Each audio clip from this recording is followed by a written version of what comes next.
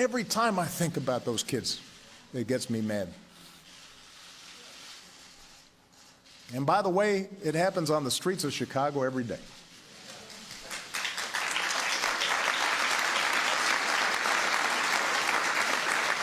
So, we cannot simply turn away and dismiss those in peaceful protest as troublemakers or paranoid.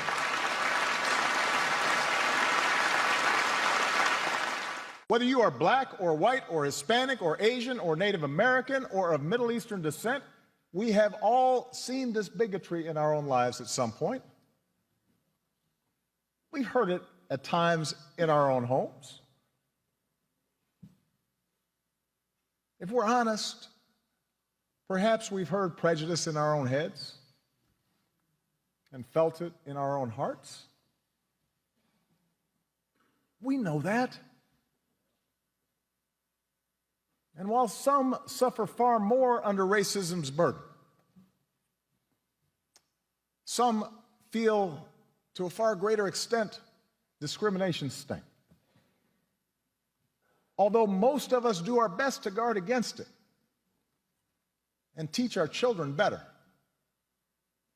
none of us is entirely innocent. No institution is entirely immune. And that includes our police departments. We know this.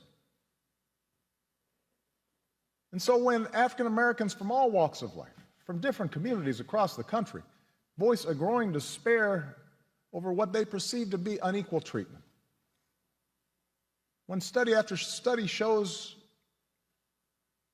that whites and people of color experience the criminal justice system differently, so that if you're black, you're more likely to be pulled over or searched or arrested, more likely to get longer sentences, more likely to get the death penalty for the same crime.